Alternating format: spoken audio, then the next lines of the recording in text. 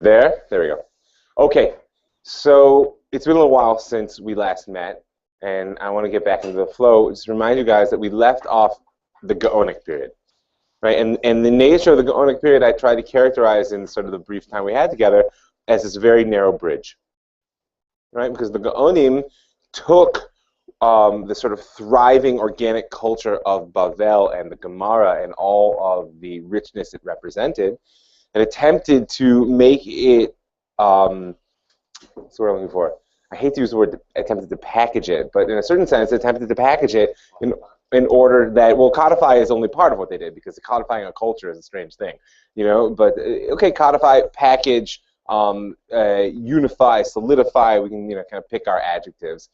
Not adjectives, verb. You can pick your adjectives as well, but not in that context. With the purpose of survivability in Galut. Right? Because, of course, Galut at this point has two major forms. There's physical dispersion, right? Bavel, as the Gaonic period begins to come to an end at the sort of beginning to middle 11th century, Bavel ceases to be this high concentration of Jewish culture, which drives life even in the dispersion. It breaks up, and we now have three new emerging centers. So there's which in Europe, North Africa, and Spain, right? So first, the Gaonim had to figure out how are we going to sort of package this locally centered culture and make it transportable. For people who will then, as the Rambam says in the introduction to Mishnah Torah, have a hard time communicating with each other, right? Networks across the world of communication were breaking down, right? Once the great battle between Islam and Christianity erupted in the Crusades, it was much more difficult to pass between East and West. So physically transportable, number one. Number two was maintaining cultural relevance. And we spoke about the Greco-Roman and then Christian battle, where the city of God is unfortunately where the Jews live now. We already spoke about the Roman Catholic Empire and the formation of Christian Europe and the role that the Jew plays in Christianity. Right, remembering that Christianity claims to be Am Yisrael, so the continued existence of Am Yisrael is problematic. So I say that's the role that Yisrael plays. But the role that the Jew plays in Europe, we even spoke about, and we'll speak about again probably next week or 2 weeks from now, in the formation of the Jew as part of the feudal structure, if you recall. We spoke about how the Jew fit the land-based power relationships to the feudal structure. And that was really what I argued is the making of the Jew being a product of exile in many respects. So that's the Christian side. And the Muslim side, we spoke about the great challenge of success. That Islam sweeps out of the Arabian Peninsula in the 7th century, you know, and by 711, the very beginning of the 8th century, they've already conquered all the way through the Iberian Peninsula. They get turned back at the Battle of Tours in 732, for those of you guys remember. That's like Charles Martel stops the Muslim advance in the Pyrenees. But it's astounding challenge. Nothing challenges like success. So in addition to having to deal with the physical dispersion, the Gaonim were attempting to sort of codify, package, again, fill in your proper word, Judaism in order to stand and maintain relevance in the face of other religious challenges. And in that respect, we spoke at length about Saadia Gaon and the fact that he wrote the first work of Jewish philosophy and arguably the first work of Jewish theology, borrowing the tools of Greek philosophy that Islam had preserved and then adapted, and using those logical structures and language to explicate what he felt to be the continued relevance and even supremacy of the Torah. Why does that matter? Because this pattern of regaining and retaining relevance in the face of rising new cultures is going to be a constant source of struggle, renewal, creativity, reactivity. Right? That will be one of the things that characterizes Galut. We're doing it today. Right? The postmodern struggle today takes place in all kinds of ways. There's a retreat into almost anachronistic pre-modern thinking. There is a charging forward into embracing the very thoughts of the very underpinnings of postmodernism itself and trying to show how really they're not a challenge. Right? And there's potentially a great creativity that constantly comes from this dynamic of needing to either regain or retain relevance in the rise of faiths and cultures. And this goes hand in hand to that ultimate question that we're holding in terms of Am Yisrael passing through time and history, which is what is an adaptive structure that is just, hey, we happen to dress this way or speak this way or think about this world this way because we happen to be in 12th century France, It's not really an essential aspect of the truth. It's just context, right? We're fit to our environment. And when do those adaptive structures actually draw out deeper facets of the truth, which is always a process in the mind of Am Yisrael, right? The truth is never whole. The truth is a constant revelation. So we're going to speak about today a very good example of that in the role that language and the study of language in the form of philology takes as it's born for Am Yisrael. What? Philology, no. Philology is the study of language in text over time, which before any other means of recording is the only way you could study language over time, because it's got to be preserved.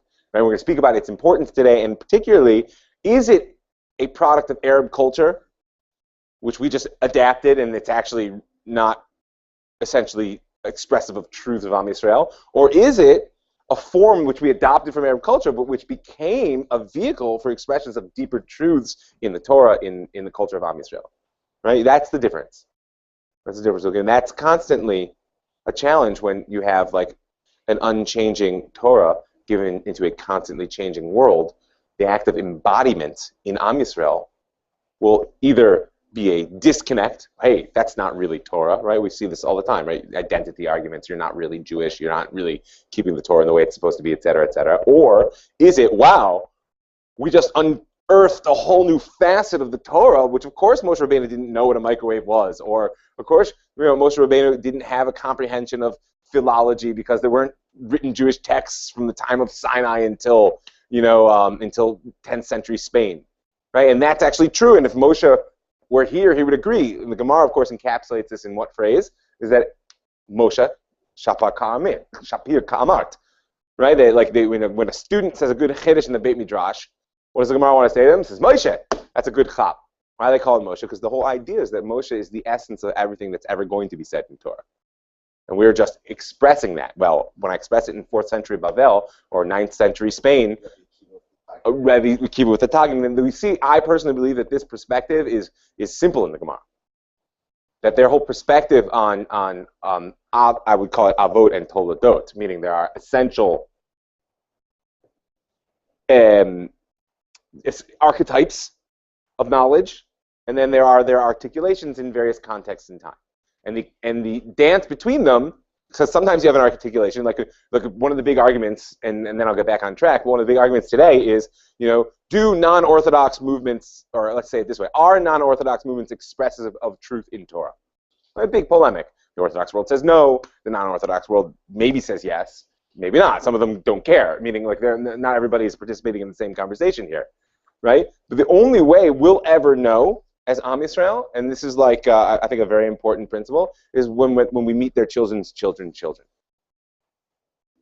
If their children's children are still practicing the Torah in the way that they believe is correct and are identifiably Jewish and engaged in the tasks of Am Yisrael in the world, whatever they may look like at that point, then you can make an argument that, wow, I guess we were wrong about that question of whether a woman can do Psuki de Zimra or some other falsely controversial idea, right? Meaning, at a certain point, judging purely by the present and saying, oh, the only reason that you're concerned about, women taking more citizenship in shul is because you're a product of, postmodern Western egalitarian society. That's not really the way the Torah looks at things. Okay, maybe.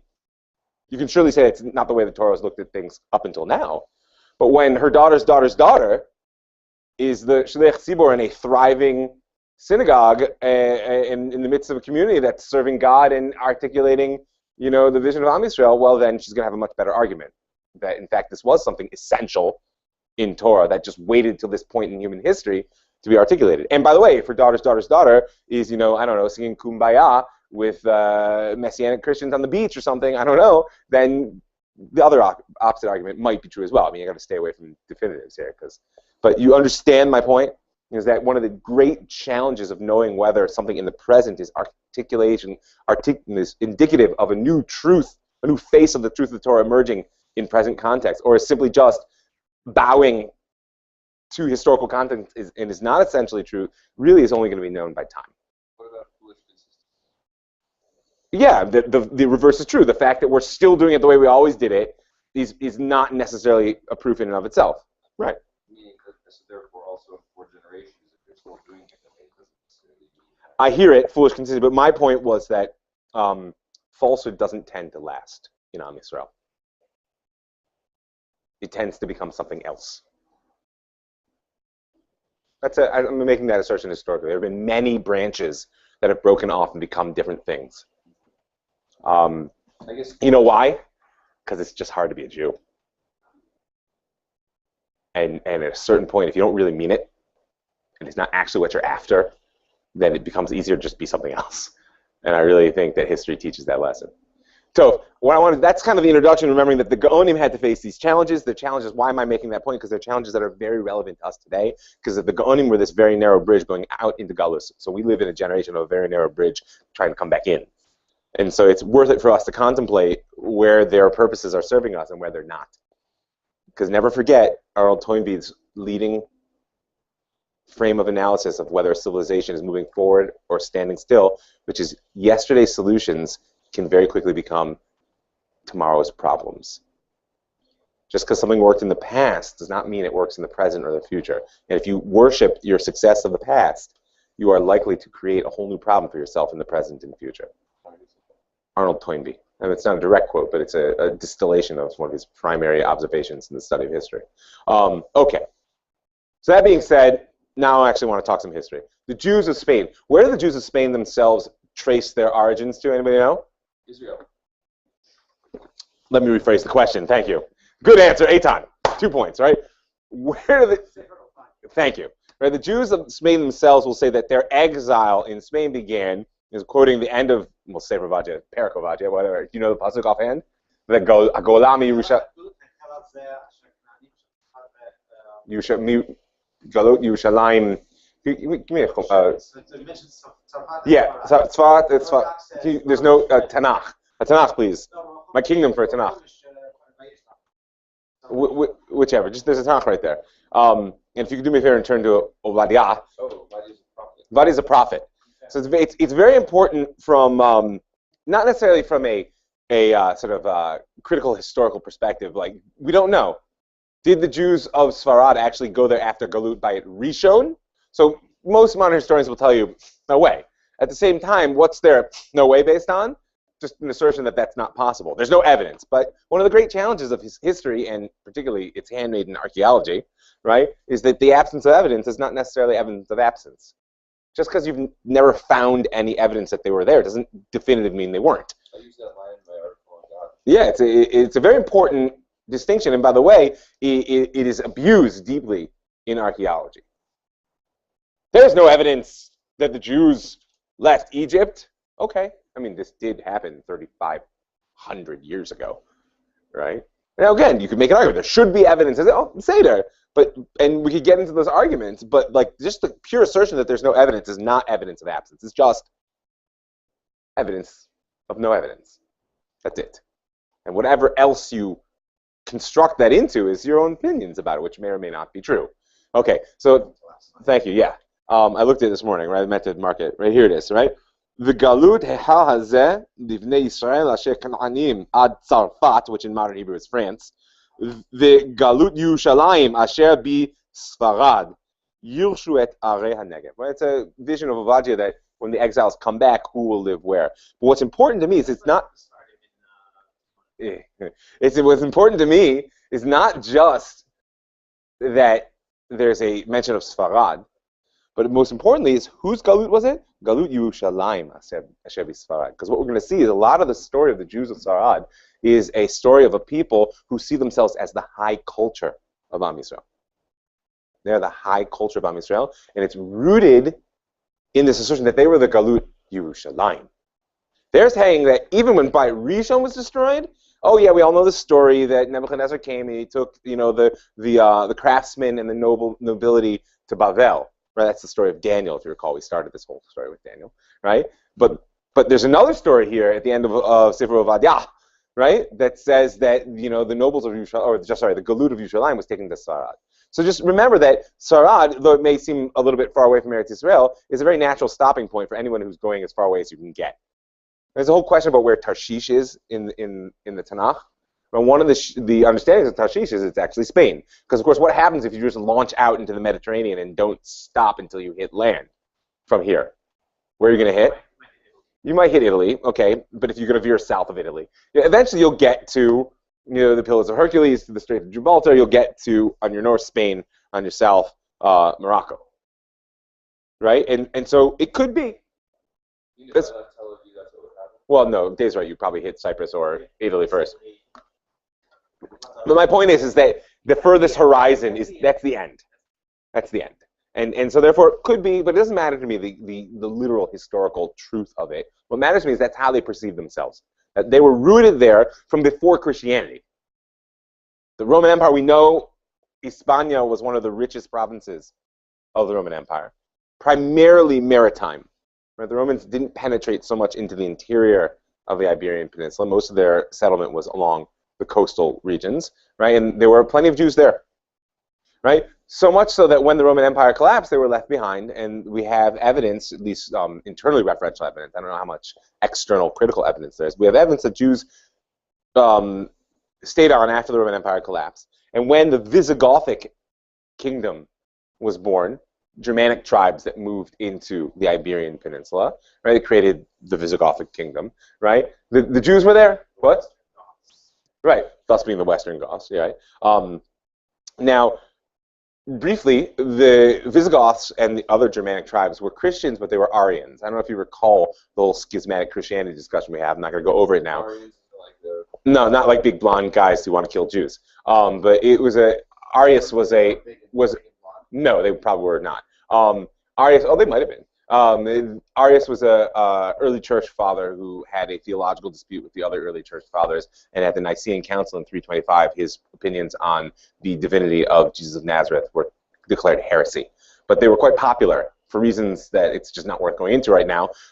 Most of Western Europe was not Catholic in the 7th century. It was actually Arian. But why does that matter? Like theologically, it doesn't. What it really matters is they didn't see themselves as subject to Rome.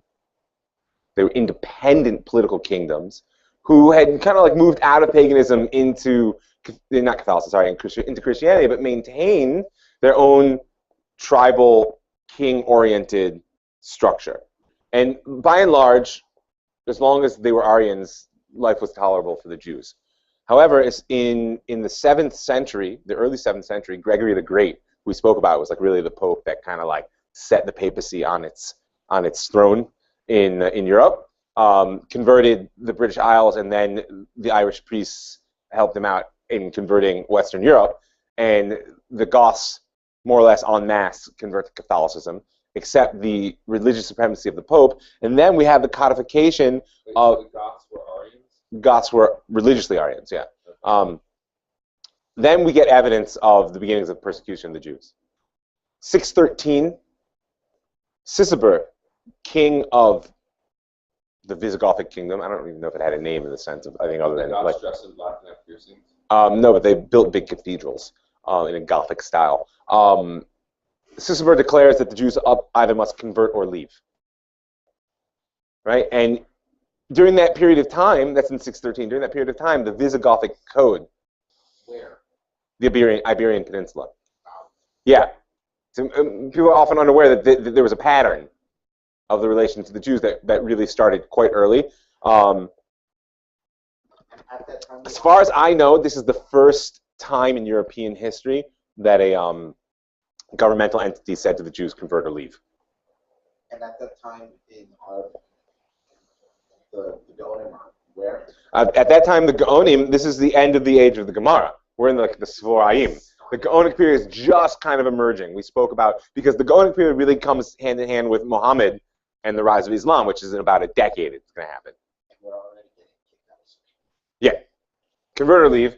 There's a lot of questions historians have about how serious he was about this, or whether it wasn't just him showing his new allegiance to the Pope, meaning did he actually mean it and make the Jews leave? Because we know that the Jews, of course, were there when the Muslims got there.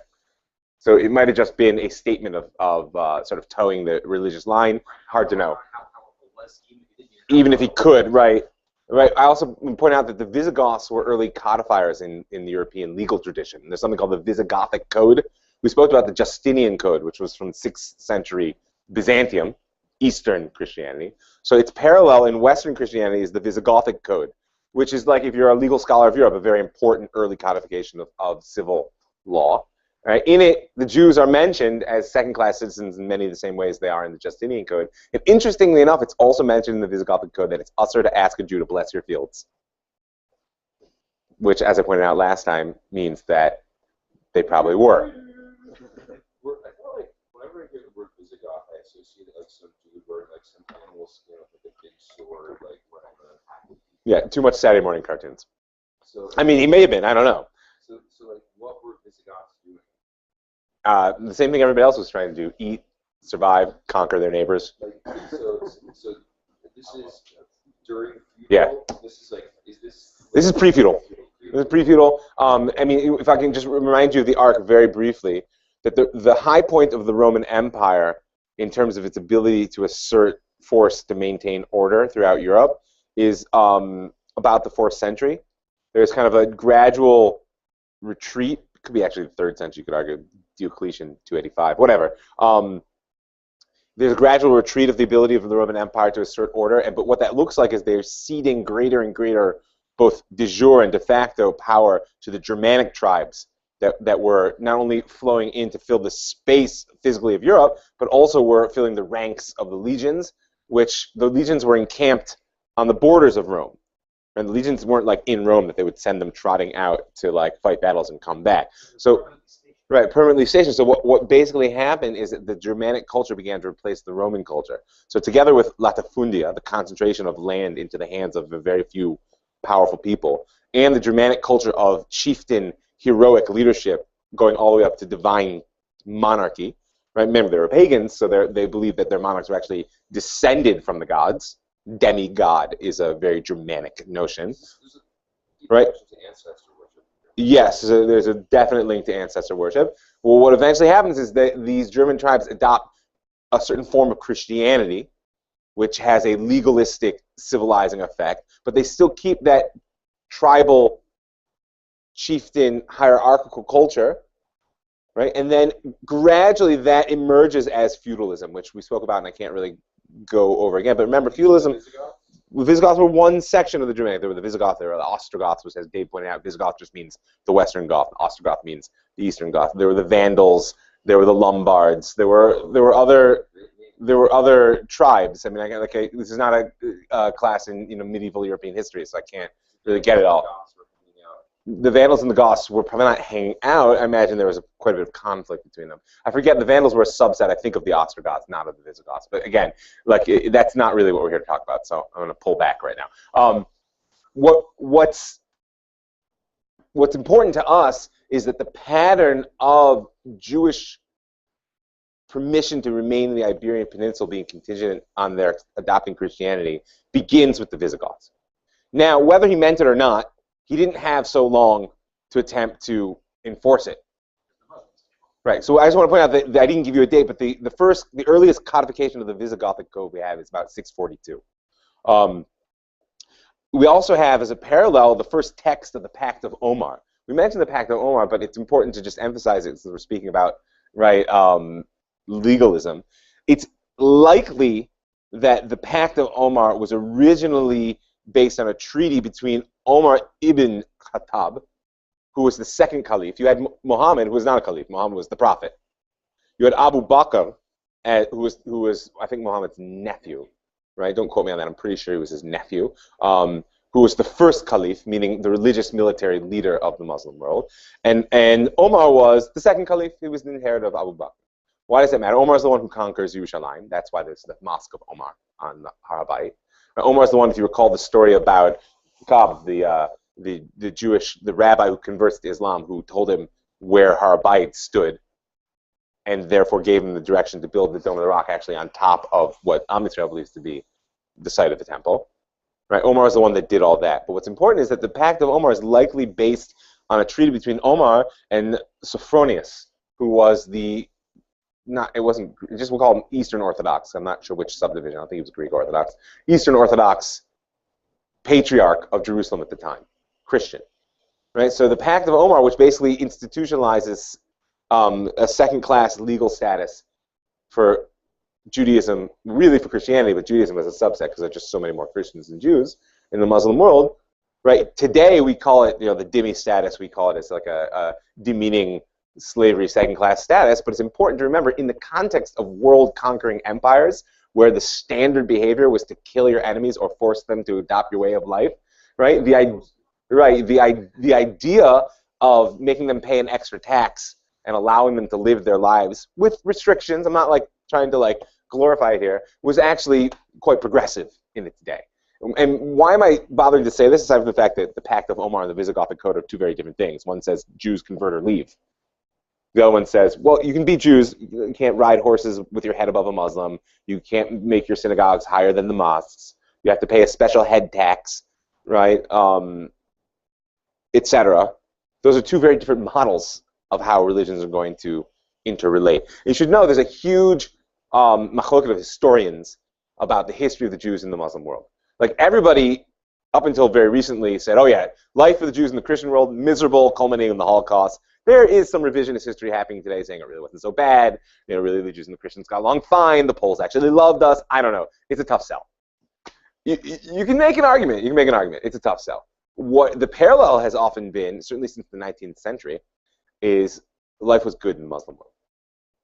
Life was good in the Muslim world, and that was largely based on, in contrast to the Christian world in the beginning, it has adopted a completely different tone in the light of the rise of Zionism, because it has inadvertently, to the people who began this view, fed the narrative that, well, the Muslims had no problem with us until we up and wanted to take this land.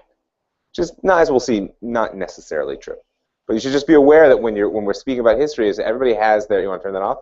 Like the weird cricket sound. Yeah, because as it turns, at a certain point in its arc, it makes that noise. There's just a big machloket about how good or bad was life really under the Muslims, and whose purposes is it serving to tell the story that way, which is always a question you have to ask when you're learning history, whether they're doing it consciously or unconsciously. Right, now that you pointed it out, it's annoying. Okay, so onward with our timeline. Okay, so as we said, in 711, Islam conquers Spain, right? Why does that matter for us? Well, it appears that the Jews were quite happy that the Muslims got there. Right? There's, again, a bunch of historiography. Maybe the Jews helped them. Maybe the Jews simply, like, stood out of the way. Certainly the Jews weren't going to fight for the Visigoths, right?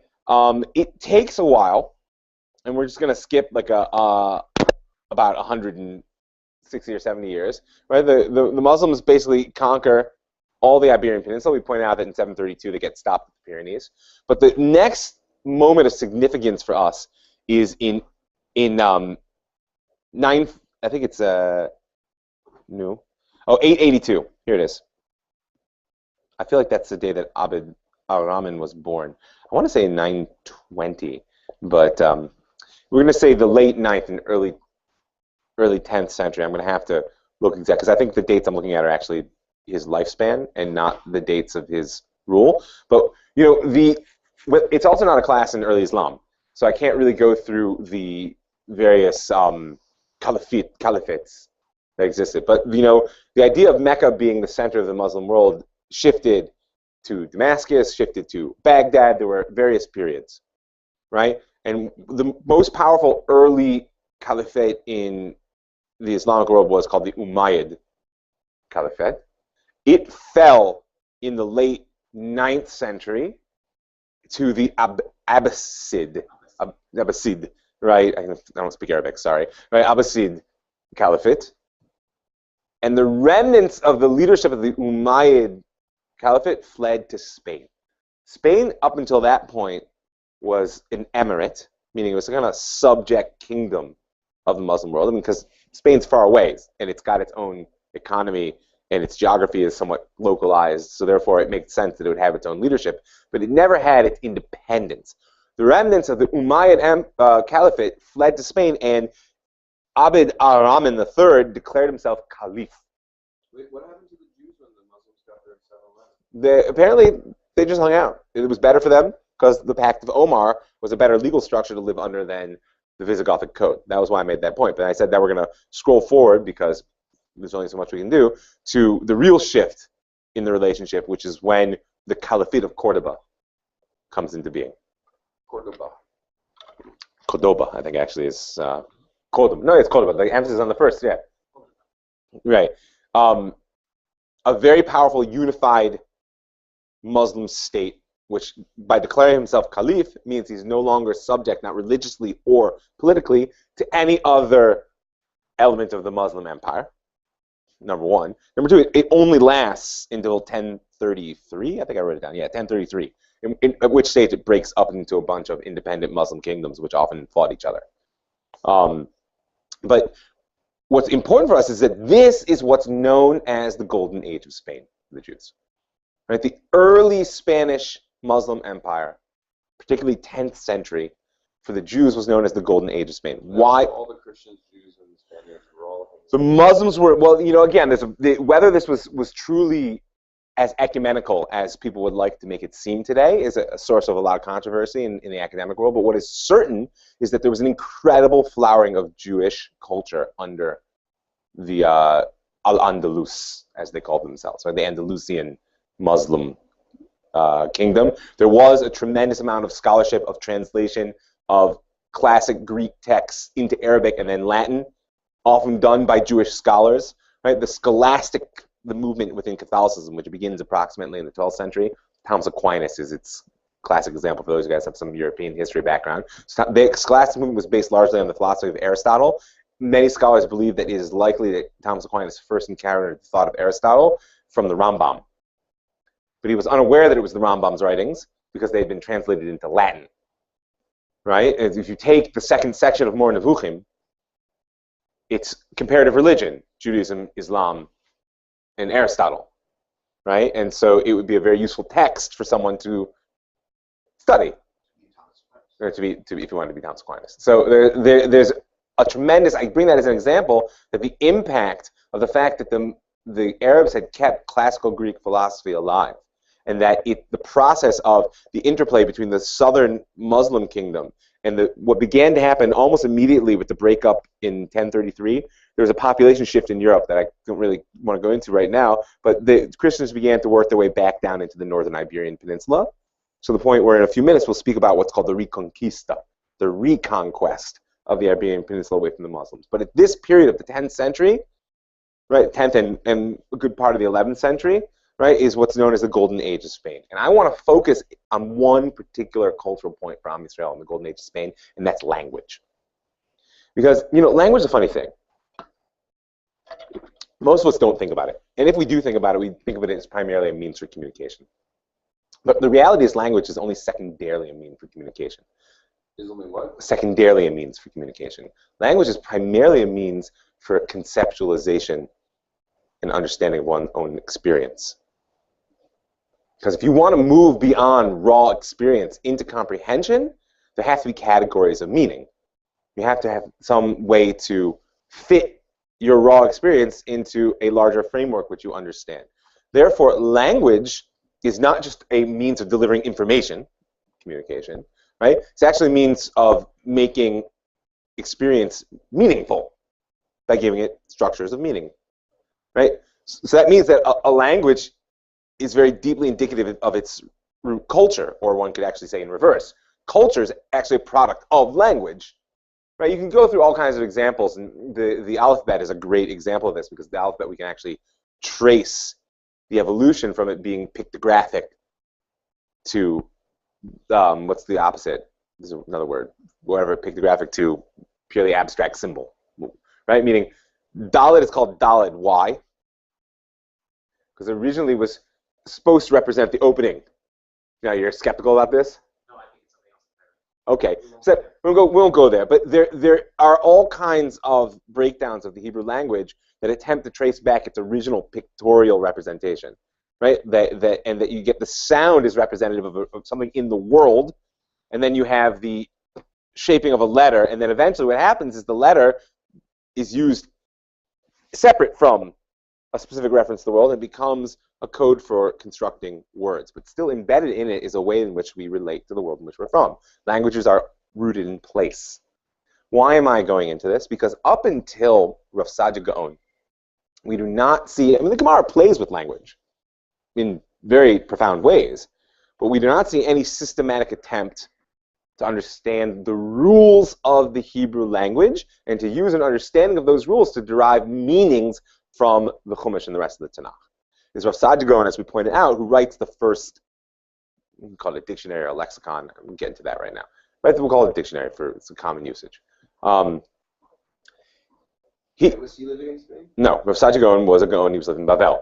But in this time period, right? And in Spain, one of the chief students of Rav Sadia is Dunash.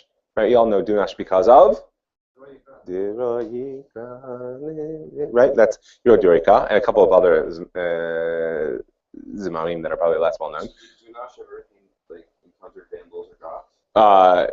No, because he was post the Gothic kingdom. He was living in the Muslim world. But so Abd al-Rahman III, right? He's the first caliph of Cordoba, right? Has just lost my note. Here it is. Has an unofficial vizier, right? And a vizier basically is the steward of the kingdom.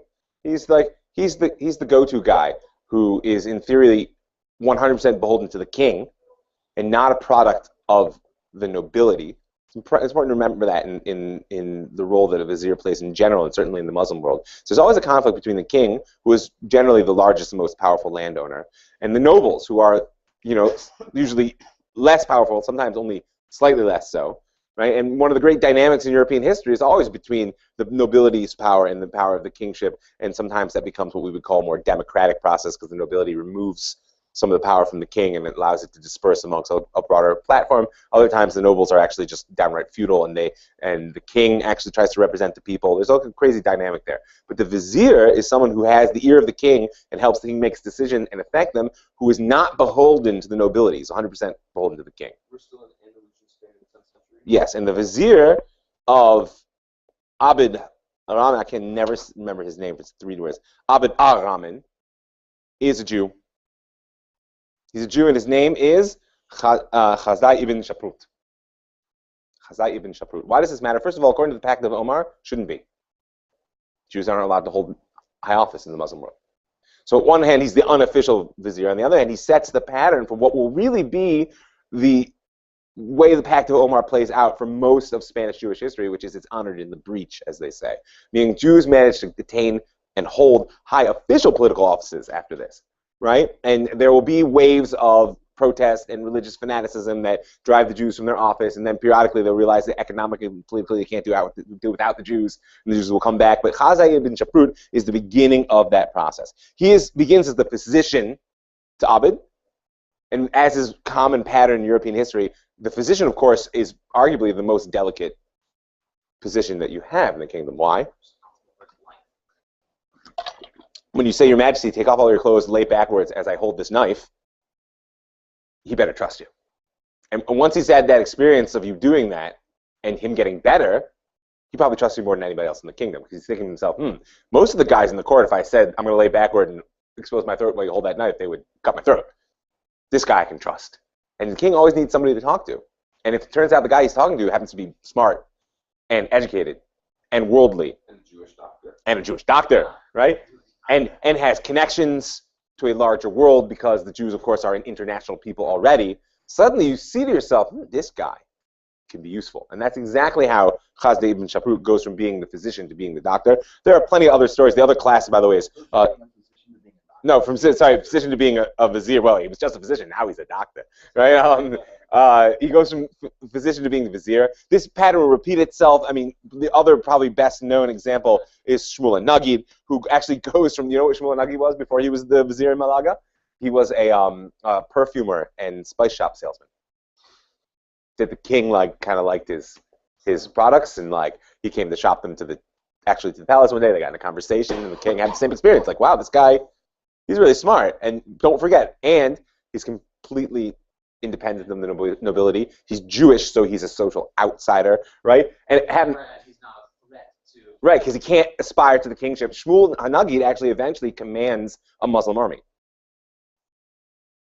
in war. I mean, Mamish, he's the general, not from a distance. He goes out into battle at the head of the Muslim army. But we'll get to that. So, not today, apparently. So, Chazai ibn Shaprut, what? Maybe. Chazai ibn Shaprut, right, not only becomes the unofficial vizier to Abd al-Rahman, he has two major impacts that will affect not only Spanish Jewry, but arguably the history of Am Yisrael forever. One is he sponsors both Menachem ibn Saruk, who is the author of the Machberet, and his vicious, deadly foe, Dunash, who is the author of another work, which unfortunately I didn't write down the name of, right? There's a huge argument between Menachem and Dunash about the Hebrew language. Where did Menachem go? He was another intellectual that Chazdai ibn Shaprut supported. There were going to be three important intellectuals that he supported. Maybe I'll list them and then we'll speak about them separately. One is Menachem ibn Saruk, he is the author of the Machberet. The other one is Dunash ibn Labrat, who is another very important grammarian and poet. He's arguably the father of Arabic Jewish poetry. We'll speak about in a minute. And the third one is Rav Moshe Chanoch, I think is his name. 1 second, let me just check it. Yes, Moshe ibn Chanoch, right? Who will end with the story of the four captives. He actually brings the Torah of the Gaonim to Spain. And it's Chazdai ibn Shaprut and his political position that allows these three men to gain prominence. He funds them, of course. That's the key, right? They've got money and resources to just do their, right? But he also gives them important social status. So let's go one by one. Who was Menachem ibn Saruk? He's the author of the Machberet, which is going to be the one of the earliest dictionaries written. We pointed out that Rav Saadia arguably writes the first, but this one is much more sort of internationally recognized. First of all, it's all in Hebrew, as opposed to Rav Saadia, which was largely in Arabic, even though, of course, the Hebrew words themselves are in Hebrew, right? Number one. Number two, he rejects out of hand any relationship between the Hebrew and the Arabic languages. And so therefore, anytime there's an obscure word in the Tanakh, you cannot go to an Arabic, it's not the word, it's cognate. Is the word cognate? Yeah, Arabic cognate, meaning a word of a similar sound, which seems to have a potentially similar root and usage, to look for its meaning. He rejects that connection, number one. Number two, he is holding by the two-letter shorish, the two-letter root. No, it's 3. Right. But what's phenomenal is, don't forget, there are no laws of language at this point for Hebrew. He reads the Bible and takes for granted that there are grammatical structures and laws which can be used in order to derive meaning. Now, I can't go into the nature of biblical grammar, but those of us who are less familiar with it probably don't appreciate the awesome task of trying to figure out the difference between tenses in something in biblical Hebrew where the past and the future can get used somewhat interchangeably, with various grammatical devices to switch them, passive languages, reflexive languages, etc. Right? He is the one who begins the process of deriving those rules. He borrows many of the rules from Arabic language studies because the Arab culture, from time immemorial, I don't really know when it begins, but the Arab culture has placed an incredible value on language. To the point where one of the major means for resolving public cultural or quasi-political interpersonal disputes was poetry. If you really wanted to take down your opponent, you'd write a really good poem and just slay him. And then you'd recite it in public, and everybody would know who you were talking about and would be awed not only by your writing ability, but by your oratory, and your sun would shine and his would set, and that's how people would come to promise. And poetry was a tool of expression. It was a tool of combat. It was a tool of social elevation. Poetry is one of the deep roots of Arabic culture. So Menachem uses some of the rules of Arabic grammar in order to understand the structures of Hebrew and the Tanakh, but he refuses to go the further step of saying, and perhaps when we don't understand what the word in Hebrew means, if there's a cognate. Of course, why would they know what the word in Arabic meant? Because Arabic was a broadly spoken living language. They were struggling with biblical Hebrew as something which was no longer engaged in daily life. But how could they connect the dots to Arabic in terms of thinking of the history of it? Okay, right. It's a big question. However, Dunash did. Dunash insisted that Arabic and Hebrew were related in their root, and therefore his controversy with Menachem was based on that and on the fact that Dunash insisted that the Hebrew language is built on 3-letter roots. So like this may not sound moving to you, right? But these guys were in a vicious public battle. First of all, what was really behind it is who was going to get supported by Chazai ibn Shaprut. But to the point where Dunash won the day, and the supporters of Chazai ibn Shaprut came on Shabbat and evicted Menachem from his house. Yeah, like these were not like just like verbal battles. It wasn't just like I didn't get my proposal for the funding approved, and now I'm gonna have to take the non-tenure position in the court. This was like political and physical, right? The other thing that Dunash will do is introduce the Arabic meter into Hebrew poetry, for which he was deeply condemned.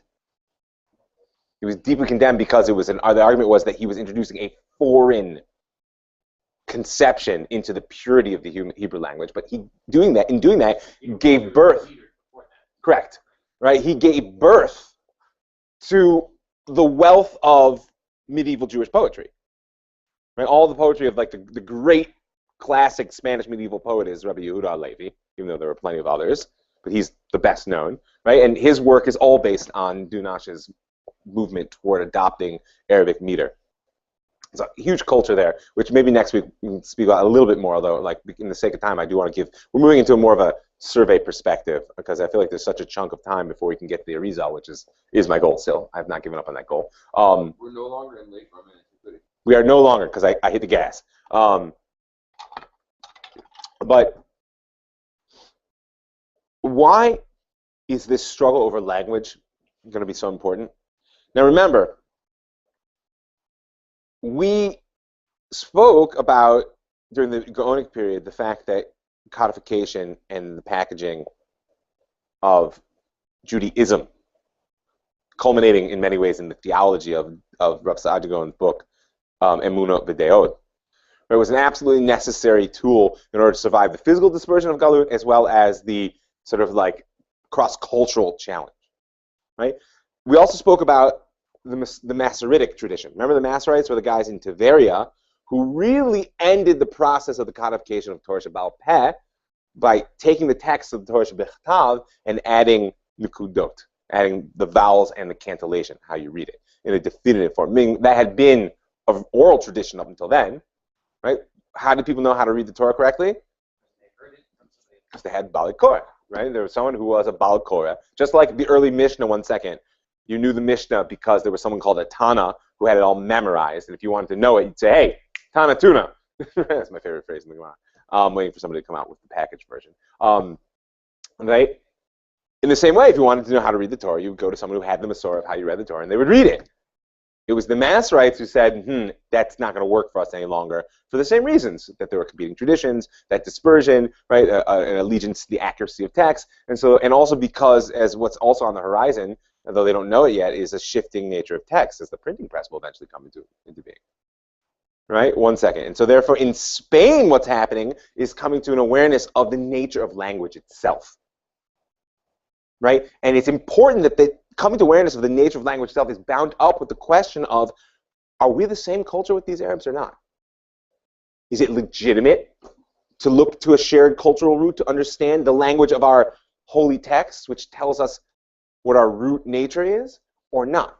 Right? Can we use their rhythms to articulate our feelings about the world? Right? That's what it means to adopt the meter for poetry. Poetry is not just some sort of like artistic expression. It is an essential expression of a way of being in the world at this time. It is, I would argue, all the time, but certainly at this time in the world, right? Is it, and by the way, this question today, how this question exists, right? If you take pop music and you put Jewish words to it, does it make it Jewish music? Ask Schlockrock. Right. It's a question. Well, yes and no. But Cook deals with this question when he longs for the rebirth of a Jewish aesthetic, like a Jewish artistic sense. Right? What would that be? On one hand, there's an abstraction. So you can't reinvent the wheel. You're always working with some pre-existing form. On the other hand, there's a point at which you pass that pre-existing form through your own personal or national experience, and it becomes Chinese music is different than Italian music. Right? It just is. And Italian music is different than French music. But, you start to get like into those border distinction, right? So Are we really different than the Arabic culture? And we're just using their tools to articulate in the present context some aspects of ourselves? Or are we really the same? Right? And we just happen to have our own take on things. You understand then why these arguments become very bitter. Yeah, you had a question. I was just going to say, what was the connection between the Masoretes in Tiberia and the Spaniards? Like actual connection? No, as in you just... I'm talking about how language is, at this period in time, is becoming increasingly definitive. Right? The Masoretes were focused on text. Right? And Menachem and Dunash and their students were more focused on philology. Right? The study of how text changes through time. Right, but what happens, what emerges out of this into the age of the Rishonim? Wait, is this not happening? Yes, it is happening at the exact same time. Oh, really? Exact same time. There was communication between them. I pointed out to you, Dunash studied under Rav Saadia Gaon. Rav Saadia Gaon studied with the early Masoretes, from what we can tell. Right, so like meaning it's not like they were unaware. But what I'm trying to point out to you is this is a phenomenal upsurge of concern about language. Why?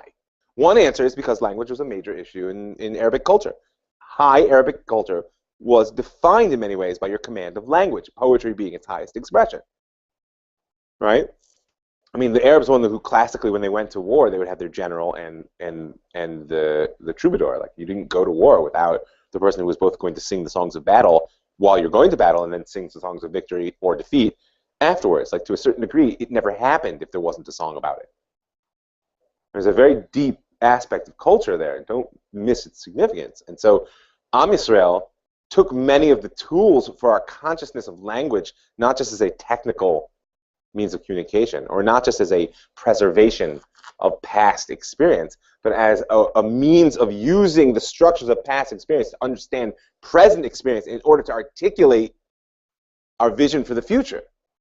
And so the question of whether the relationship to Arabic is there or not becomes, well, quite pressing.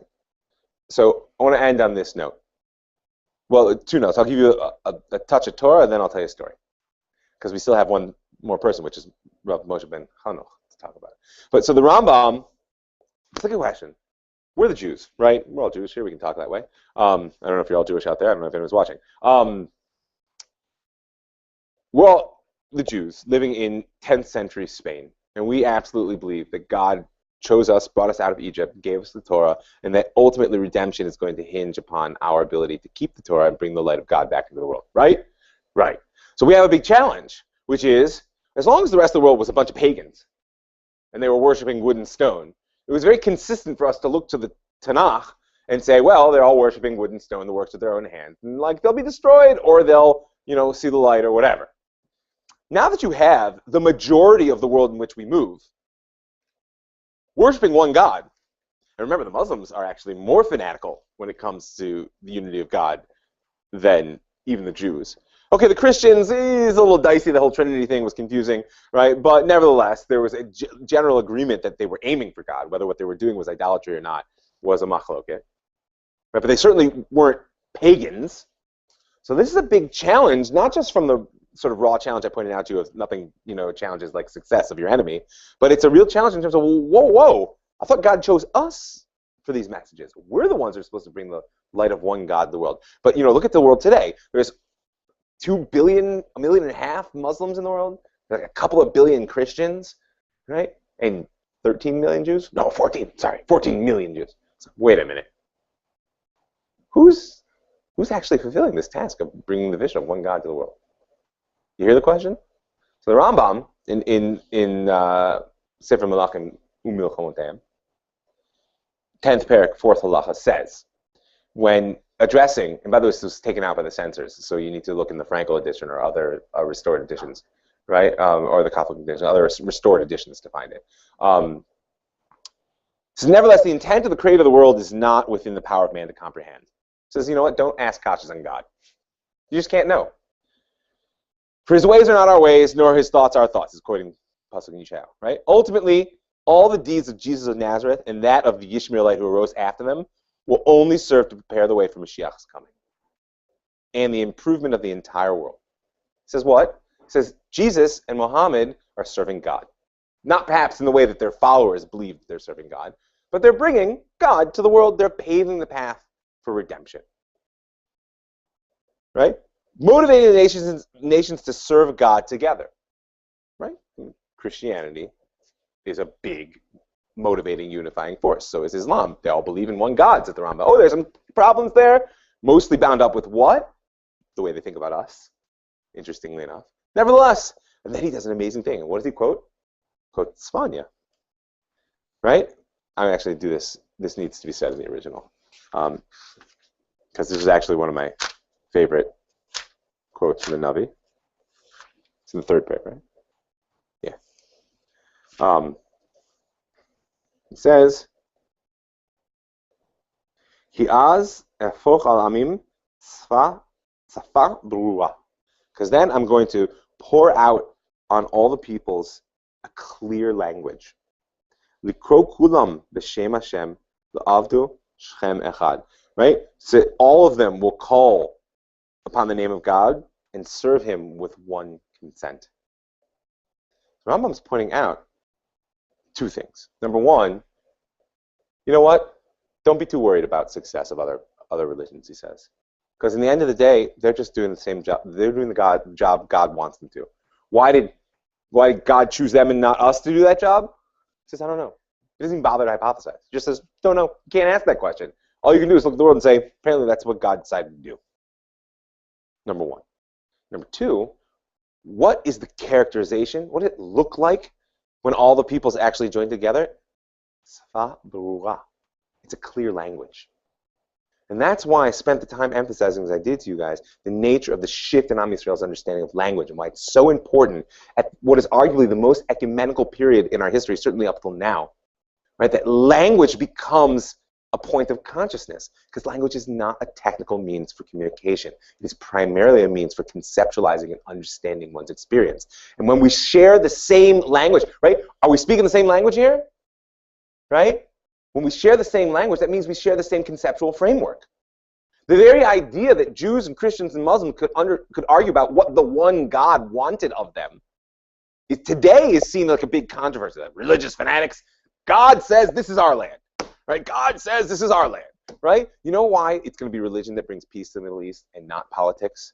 Because if you brought all the religious leaders together in this region and you said, who does this land belong to? They'd all say, God. And then they say, what does he want you to do with it? And the whole fight would erupt, right?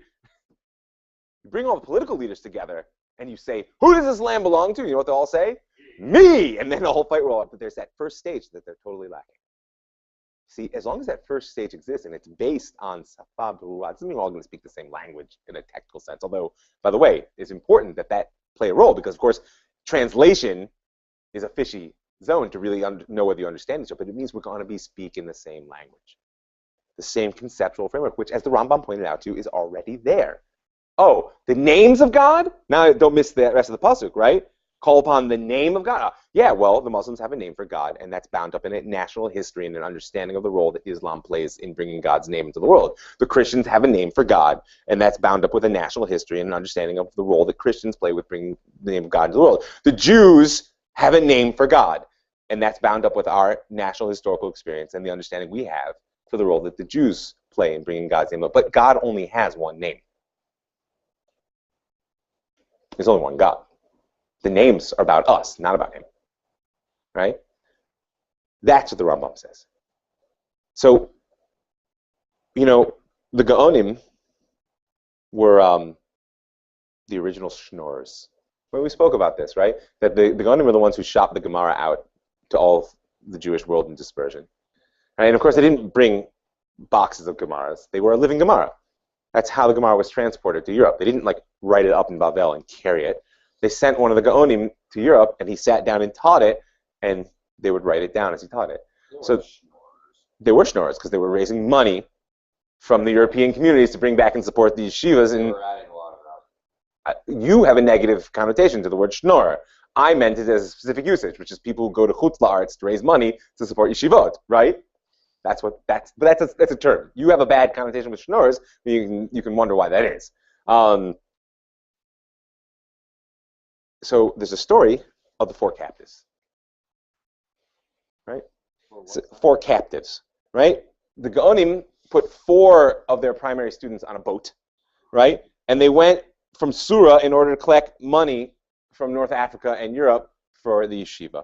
Right? On their voyage out off the coast of Italy, they were captured by one of the Muslim admirals of the kingdom of Cordoba. His name was Ibn Umais, right? And they were sold into slavery. Where were they sold into slavery? They were redeemed by the Jews of various communities. So the story is told about Moshe ibn Hanoch, that when Chazai ibn Shaprut heard that this ship had been captured, he went immediately to ransom, and he discovered that Moshe ibn Hanoch was actually not just some Jew, but was one of the Gaonim. And he brought him to Spain. He set him up with a yeshiva, and he is the one who planted the driving force of Torah learning, which will become its own independent, flourishing Torah culture, which I guess we will speak about next week. And is there any connection between him and Yehuda Levi? Rabbi Yehuda Levi was a 12th century, right? He was a older contemporary of the Rambam. Right? His primary work was in the early 12th century, the 1100s. So, I thought you said Yehuda Levi was a student of the of Dunash? No, I pointed out to you that if Dunash had not done the work that he did in bringing Arabic meter into Jewish poetry, then the work of Rabbi Yehuda Levi would arguably not have existed. But I thought Dunash was after the Rambam. No, Dunash was a contemporary of Menachem ibn Saprut. He was funded by Menachem ibn Saruk. He was funded by Chazai ibn Shaprut, right, which is in the 10th century, the 900s. And when did the Rambam write?